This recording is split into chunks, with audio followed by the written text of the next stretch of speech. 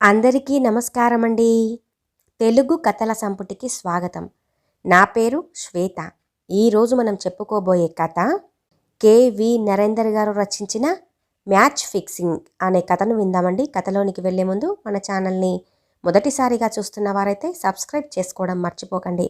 కథను పూర్తిగా విన్న తర్వాత లైక్ చేయడం, షేర్ చేయడం అస్సలు మర్చిపోవద్దండి. ఇంకెందుకండి ఆలస్యం, కథలోనికి వెళ్ళిపోదాం.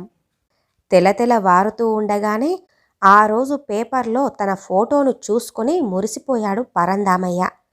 కొడుకు, కూతురు, భార్య, కోడలు, మనవళ్ళు తనకి పదవీ విరమణ శుభాకాంక్షలు పేపర్ ద్వారా తెలిపారు. ఆ రోజు రిటైర్ అవుతున్నందుకు ఒకంత బాధ కలిగింది. భారమైన నిట్టూర్పును విడిచాను. పదవీ విరమణ అనేది ఒకప్పుడు కుటుంబంలో, ఆఫీస్లో బాధాకరమైన కార్యక్రమంగా కొనసాగేది. కానీ ఇప్పుడు పద్ధతి మారింది. పదవీ విరమణ పండగలాగా సెలబ్రేట్ చేసుకోవటం ఆరోగ్యకరమైన మార్పు. మీ ఫోటో వచ్చిందా అంటూ వచ్చింది అరుంధతి. ఆ, నీ పేరు కూడా వేశారోయ్ అని నవ్వుతూ భార్యకి పేపర్ అందించాడు.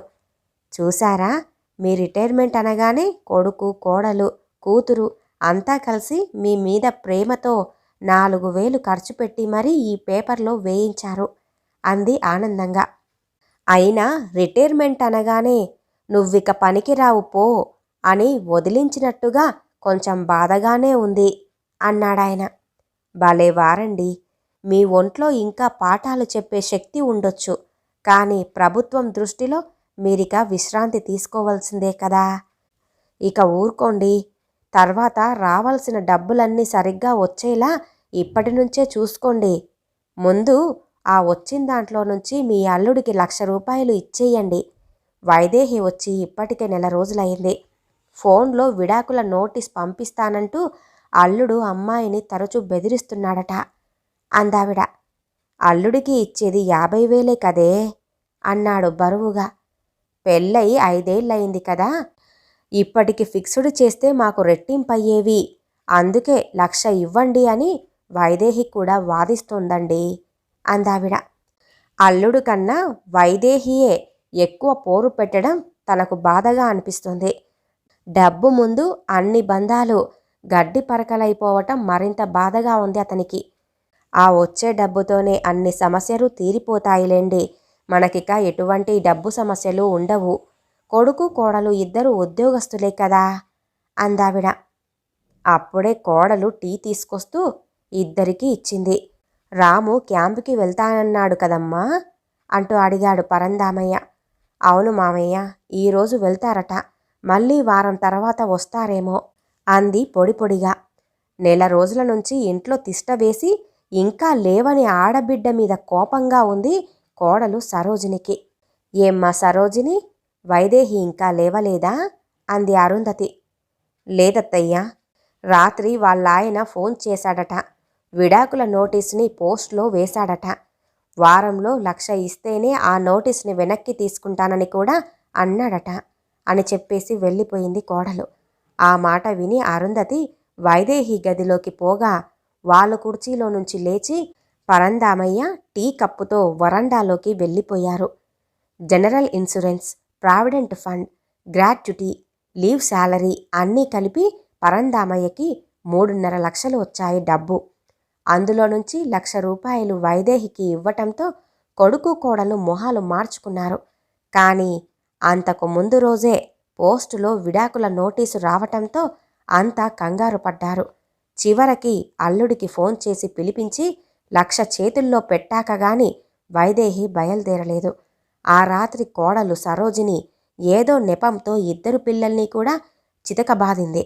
కొడుకు ఎప్పుడో పొద్దుననగా బయటికి వెళ్ళినవాడు అర్ధరాత్రి దాటాక గాని ఇంటికి చేరుకోలేదు. వైదేహి వెళ్ళిపోయాక అరుంధతి భర్తతో అంది, ఏవండి, కూతురికి 1,00,000 రూపాయలు ఇవ్వటం మీ కొడుక్కి గాని కోడలికి గాని నచ్చనట్టుగా ఉందండి. కానీ అంతకంటే దారుణమైన విషయం సాయంత్రం వైదేహి గదిలో నేను విన్నాను అందావిడ. ఏమిటి అది అన్నాడు పరంధామయ్య. మీరు విడాకుల నోటీస్ పంపించకపోతే వాళ్ళు నాకు 1,00,000 రూపాయలు ఇచ్చేవాళ్లే కాదండి, అడ్వకేటుకు ఎంతిచ్చారండి అని భర్తను అడుగుతోంది కూతురు.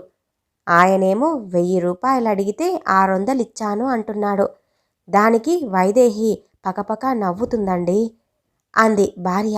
అంతలో ఎవరో పరందామయ్య గారు అంటూ పిలవటంతో నేనేనండి పరందామయ్యని, లోపలికి రండి, ఇలా కూర్చోండి అంటూనే అరుంధతి టీ తీసుకురా అని అతనికి కుర్చీ చూపించాడు కూచోమన్నట్టుగా. అతడు కూచుంటూనే తనని తానుగా పరిచయం చేసుకుంటూ, నా పేరు జయశంకర్, నేను మాన్వి జూనియర్ కాలేజీ ప్రిన్సిపల్నినండి. మీరు హిందీ బాగా చెప్తారని చాలాసార్లు విన్నాను. ఈ సిటీలో హిందీ పండిట్ దొరక్క మా కాలేజీ పిల్లలకి చాలా ఇబ్బంది అవుతుంది. మీరు దయచేసి మా కాలేజీలో లెక్చరర్గా జాయిన్ అవ్వండి. రోజుకి 3 పీరియడ్స్కి మించి ఉండవు. జీతం కూడా 3000 వరకు ఇస్తాను అన్నాడు చాలా వినయంగా. టీ తీసుకొచ్చిన అరుంధతి వైపు కొంచెం గర్వంగా చూశాడు పరందామయ్య.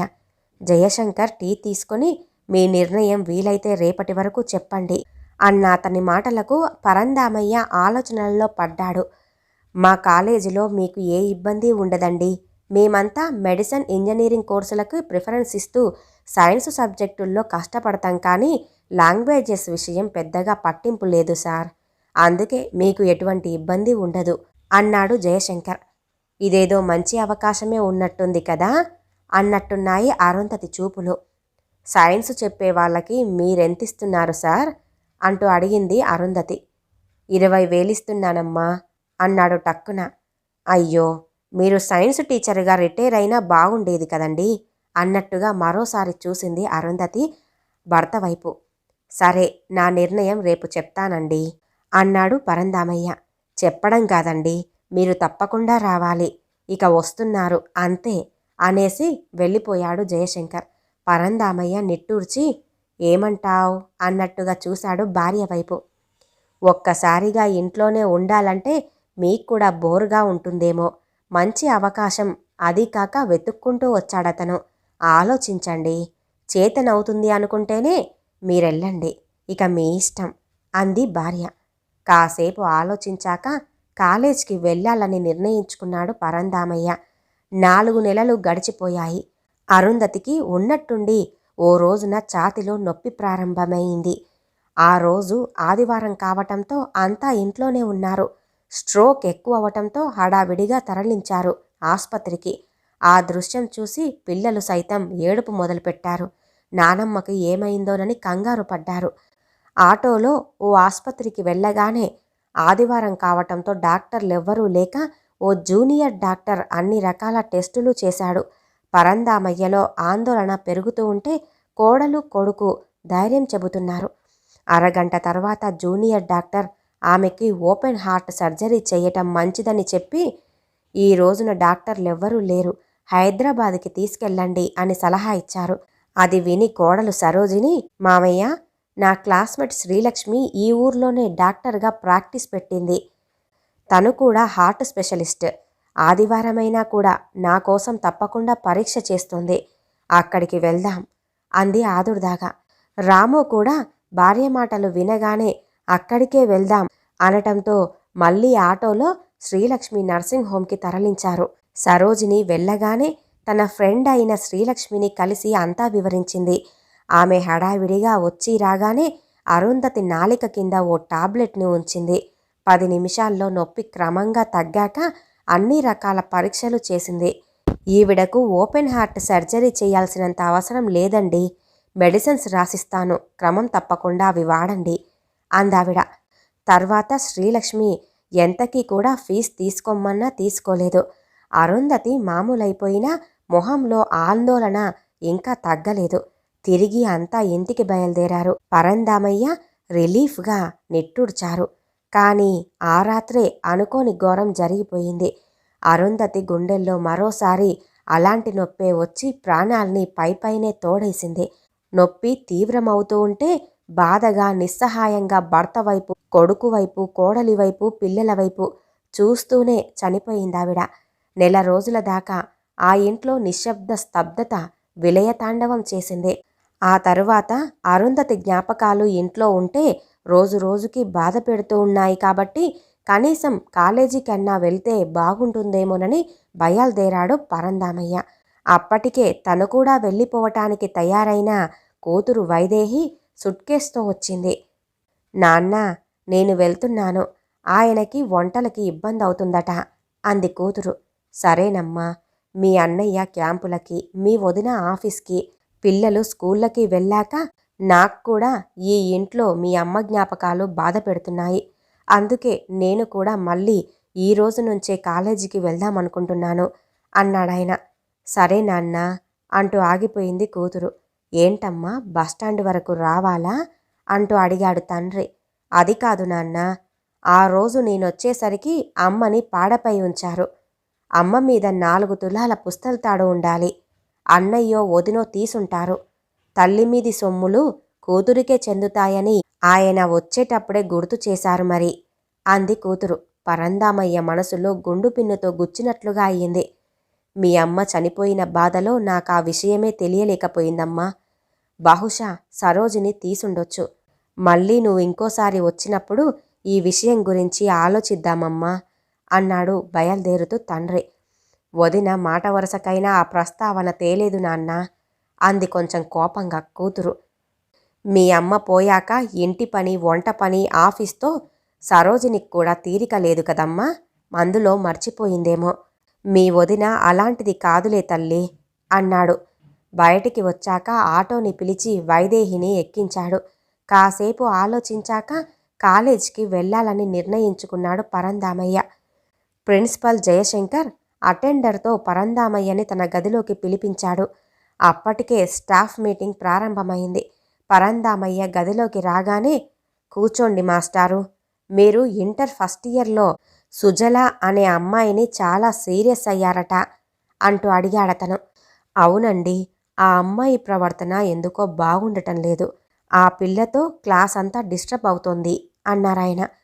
అంత మాత్రానికే మీరు సీరియస్ అయితే ఎలాగండి? ఒకవేళ ఆ అమ్మాయి వేరే కాలేజీలో జాయిన్ అయితే ఎంత నష్టమో తెలుసా మీకు? ఏటా 35,000 అంటే 2 ఏళ్లకి కలిపి 70,000 నష్టపోవాల్సొస్తుంది ఈ కాలేజ్ మీ మూలాన. ఇంకోసారి ఎవ్వర్నీ ఏమీ అనకండి, ఇక మీరు వెళ్ళొచ్చు అన్నారాయన కొంత సీరియస్గా. పరందామయ్యకి మిగతా స్టాఫ్ ముందు అవమానంగా అనిపించింది. లేచి వస్తుంటే వెనక నుంచి జయశంకర్ మాటలు వినిపిస్తున్నాయి. ఈ మాస్టారు వాళ్ళ అబ్బాయి నా క్లాస్మేట్ అండి. మా నాన్న ఖాళీగా ఉంటున్నారు, నీ కాలేజ్లో జాయిన్ చేసుకోరా అని పోరు పెడితే తీసుకున్నాను. కానీ ఈ ముసలాడు చెప్పే హిందీకి ఆ 3,000 కూడా వేస్టే అనిపిస్తుంది అంటున్నాడాయన. పరందామయ్య నిశ్చేష్టుడయ్యాడు. రిటైర్ అయ్యాక కూడా తన కొడుకు తన సంపాదనపై ఇంతగా ఆశపడ్డాడా అంటూ బాధపడిపోయాడు. కాలేజీ నుంచి బయటపడి రోడ్డుపైకొచ్చాడు. భారంగా ఇంటివైపు నడక సాగిస్తుంటే, నమస్కారం మాస్టారు, నేను అటే వెళ్తున్నాను, కూర్చోండి, ఇంటి దగ్గర దింపేస్తాను అని స్కూటర్ ఆపాడు ఆ అబ్బాయి. పరందామయ్య అనుమానంగా చూస్తుంటే, నేను ఒకప్పుడు మీ స్టూడెంట్ని మాస్టారు, ఇప్పుడు డాక్టర్నయ్యాను. శ్రీలక్ష్మి నర్సింగ్ హోంలో జూనియర్ డాక్టర్గా పనిచేస్తున్నాను. స్కూటర్ ఎక్కండి, ఇంటి దగ్గర దింపేస్తాను అనటంతో పరందామయ్య కూర్చున్నాడు.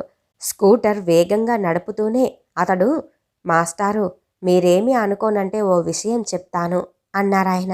చెప్పు బాబు. అమ్మగారిని ఆ రోజున హాస్పిటల్కి తీసుకొచ్చాక నిజానికి ఓపెన్ హార్ట్ సర్జరీ చెయ్యాల్సింది.